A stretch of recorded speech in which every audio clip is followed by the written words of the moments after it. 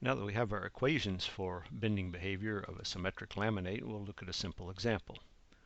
So last time we came up with these equations. We said that we could relate the curvatures to the applied moments with the bending stiffness, or the D matrix. And so the D matrix is defined there. We have to sum it over all of the layers, and based on the Z coordinates, the top and the bottom surfaces, their location relative to the midplane of the laminate. So the example we're going to work is pretty simple. You could do this with mechanics and materials, and in fact we will compare the results of that. So we have a sandwich structure, which means that we have some low density foam with carbon epoxy skins top and the bottom. This kind of structure is typically used where you have bending critical applications, because the foam doesn't cost very much, it's very lightweight, and it really increases the overall bending stiffness of the structure by having the skins moved further away from the midplane. So same principle as a wide flange beam in steel design. You want to move as much material away from the neutral axis as possible to have the maximum bending stiffness. So you can see the properties too. The foam's 1/4 inch and has a modulus in the x direction of 10,000 psi. Carbon epoxy 20 million psi, and all the fibers are in the x direction in this case. And we're looking at a moment of 500 inch-pounds per inch.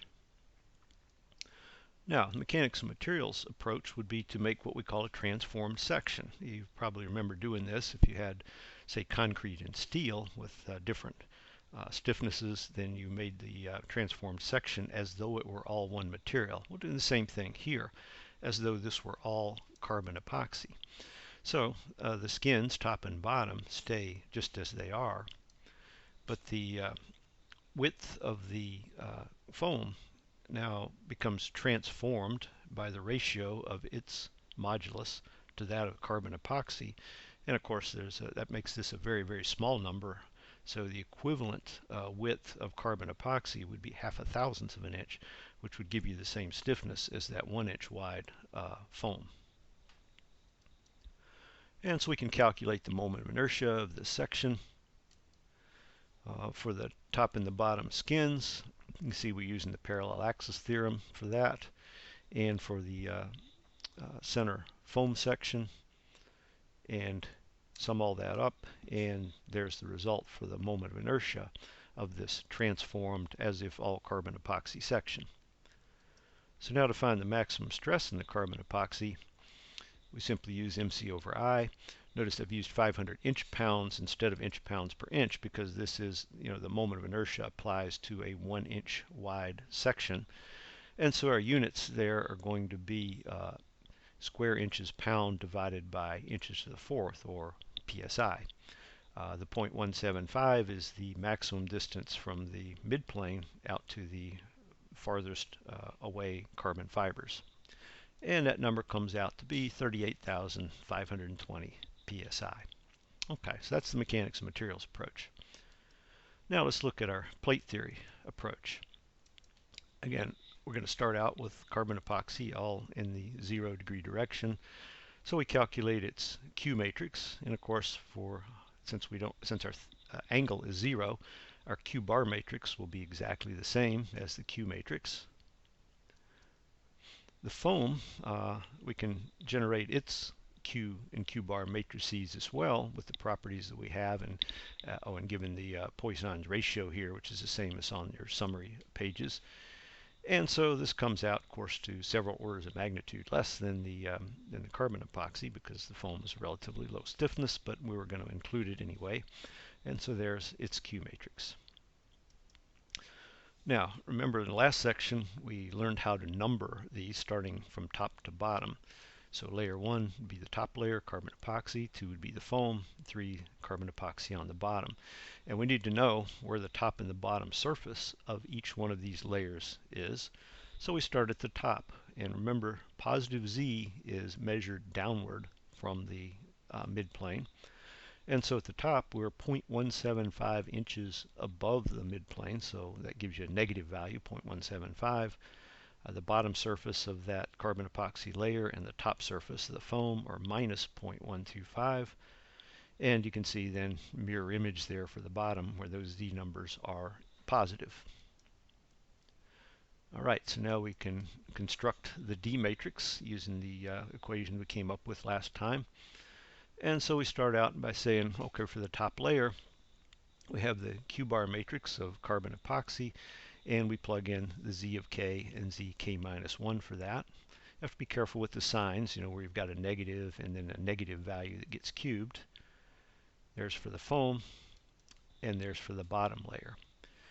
And again, the signs are a little bit tricky, but if you go through this, you find, of course, that both the top carbon epoxy and the bottom carbon epoxy are both positive values, so they both contribute equally to the stiffness of the D matrix. So there's the D matrix once we've done the math by doing that multiplication and addition all the way through. And so we can invert that. And of course, those numbers come out to be very small, units of 1/inch-pounds. Okay, now we multiply that D inverted matrix times the applied moments, which are 500, 0, and 0, and we come up with those two values of curvatures, 1/inches. And again, the units there didn't carry them all the way through, but 1/inch-pounds times inch-pounds per inch gives us the 1/inches. And by the way, look at those two curvatures. If we take 1 over the curvatures, we have the radii of curvatures. So 91 inches is the radius of curvature in the x direction. But also notice that there's a radius of curvature. It's a negative value, but its magnitude, it's very, very large radius of curvature, so very small curvature. But it is curved in both directions, even though we only have moment applied is m sub x. So you might ask, why is there a curvature in the y direction? Well, it's a Poisson's ratio kind of thing. If you have tension in the x direction at any point, you're going to end up having contraction in the y direction. And similarly, if you have compression in the x direction, you're going to have extension in the y direction. And one easy way to demonstrate that is just take one of those rectangular erasers and bend it between your thumb and your finger. And so you can see the nice arc here. That would be, okay, I'm bending it in the x direction. In this case, it would be a negative m sub x, the way we've defined it, because I'm putting tension on the top and compression on the bottom. But now if you look at it in the other direction, you notice this curvature in this direction.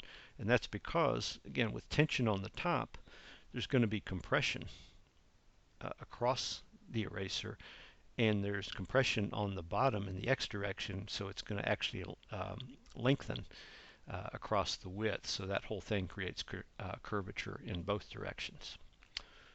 Anyway, we can now find the maximum stress in the carbon epoxy, and we'll look at the bottom of the laminate. And again, we'll use our lamination theory of saying, okay, take your Z value, multiply it by the curvatures, and we come up with the strains.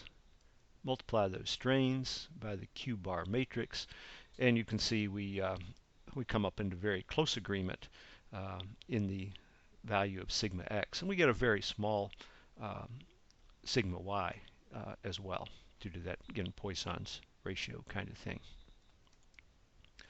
And if you want to find the maximum stress in the foam core, again, because it is so much less stiff, its stress is maximum stress is only 15 psi. Now, there is an approximate method we talked about back in section 3 when we were saying, okay, if we got a sandwich structure and these skins are very thin, then, and also if we can ignore the stiffness of the foam, and we kind of saw that in this example that wouldn't be a bad assumption either. So we call h the distance between the two skins. Now we could define it between the mid thicknesses of the skins, but if you want to be conservative, just say that the thickness of the foam is your value of h. Well, with that in mind, you can say here that n sub x, tension on the bottom, compression on the top skin, is just going to be m sub x divided by h. So we take our 500 inch-pounds per inch divided by 1/4 inch, and we say, okay, it's the equivalent of having a compressive load on top skin of 2,000 pounds per inch and a tension on the bottom skin of 2,000 pounds per inch. And again, by saying that the skins are thin, we know that there's a little difference between the stress at the top of the layer and the stress at the bottom of the layer, but we're assuming if it's thin enough that we can neglect that. And so with that in mind, just taking Nx divided by T gives us a value of 40,000 psi, again compared to the we'll call it exact value of 38,000 and some. So that's a pretty good, especially for preliminary design, a good approximate method to start with. And that wraps up our little section on bending. Now, I do want to point out that we haven't worked any problems like this. If you have a symmetric laminate and you have in-plane loading and bending simultaneously, you can analyze them separately and add the results together. Add the stresses, add the strains, etc. The only time you can't do that is if you have a non-symmetric laminate, and we'll get into that in section 7. But before we get to that, we'll start on section 6, where we look at thermal stresses.